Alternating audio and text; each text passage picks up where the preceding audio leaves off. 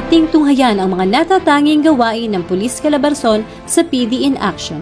Tampok ang ating butihing Provincial Director ng Batangas Police Provincial Office, Police Colonel Jacinto Rodriguez Malinaw Jr. Sa pagbukas ng bagong linggo, pinangunahan ng butihing director ang traditional Monday flag raising and awarding ceremony kasama ang Criminal Investigation and Detection Group Batangas. Pinarangalan ng 4 na tauhan ng PNP at isang NUP na may service medals at awards dahil sa kanilang ulirang pagganap. Binigyang diin ng Provincial Director ang pagpapatupad ng mga direktiba upang mapahusay ang serbisyo publiko sa mga mamamayan. Tumanggap ng Gawad Parangal Award mula sa Rotary Club of Batangas, Batangas Business Class, ang Batangas Police Provincial Office sa pangunguna ni Police Colonel Jacinto R. Malinaw Jr. Ang pagpapakilalang ito ay sumasailalim sa kolektibang pagsisikap ng mga tauhan ng Batangas PPO sa pagpapanatili ng kapayapaan, paglilingkod sa komunidad at pagtataguyod ng profesionalismo at integridad. Nagsisilbi itong malakas na motivator para sa mga pulis ng Batangas na magsikap para sa kahusayan ng serbisyo publiko. Nagsagawa ng surprise drug test ang Batangas Police Provincial Office sa pangunguna ng butihing direktor para sa 342 personnel sa Camp Gen Miguel C. Malvar na pinangunahan ng Provincial Intelligence and Forensic Unit. Bahagi ng internal cleansing program ng PNP, layunin ng inisyatibo na mapanatili ang isang lugar ng trabaho na walang droga. Subalit ang mga tauhan na napatunayang positibo ay haharap sa kasong administratibo at kriminal. Binigyan diin ni Police Colonel Malinaw ang kahalagahan ng disiplina at integridad, lalo na't napapalapit na ang 2025 elections.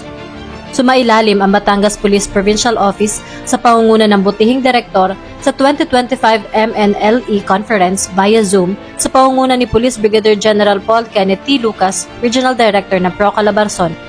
Ang conference ay nakatuon sa mga patnubay sa pag-secure ng halalan, pagtugon sa mga banta sa seguridad, at mga pangunahing inisyatibo tulad ng implant tagapag-ugnay at Profer A implant feel safer. Tiniyak ang isang ligtas, tumpak at patas na halalan. Ang field visitation and consultative meeting sa pangunguna ni PEMS Ferdinand P. La Rosa ay ginanap sa Batangas PPO na nakatuon sa mga inisyatibong personal welfare at moral ng PNP. Inulit ng RESPO ang paggabay ni Police Brigadier General Paul Kenneth T. Lucas sa profesionalismo, disiplina at pamantayan. Pinalakas ng dialogo ang komunikasyon at tinugunan ang mga alalahanin ng PNCO upang mapabuti ang kalagayan at operasyon sa trabaho. Nagbigay din ng courtesy call ang RESPO kay Police Lieutenant Colonel Constancio B. Malaluan Jr., Deputy Provincial Director. Nagsagawa ng internal quality audit follow-up ang Profer A Quality Management Team sa pangunguna ni Police Lieutenant Colonel Jennifer R. Contapay sa Batangas Police Provincial Office noong Enero 23 sa kasalukuyang taon. Malugod na tinanggap ni Acting Provincial Director Police Colonel Jacinto R. Malinaw Jr. ang kupunan na binigyang diin ng pangako ng BPPO sa pagpapatuloy ng pagpapabuti. Ang audit na dinaluhan ng provincial staff, document controller at ISO focal persons ay nagtasa ng pagsunod ng BPPO sa mga pamantayan ng ISO sa buong pamamahala, core, suporta at sa mga proseso ng outsourced. Layunin itong matiyak ang epektibong pagpapatupad ng quality management system at matukoy ang mga lugar na dapat pagbutihin. Pinangunahan ni Batangas PPO Deputy Provincial Director, Police Lieutenant Colonel Constancio B. Malaluan Jr. ang 3rd Oversight Committee meeting on Anti-Illegal Drugs and Enhanced Managing Police Operation na dinaluhan ng BPPO Command Group, Provincial Staff, Chiefs of Police, 403rd RMFB at Provincial Support Unit. Dito ay isinagawa ang mga update mula sa component city at municipal police station sa kanilang mga magiging diskarte sa pagpapatakbo sa pag-iwas sa krimen at paghahanda sa nararating na 2025 MNLE elections.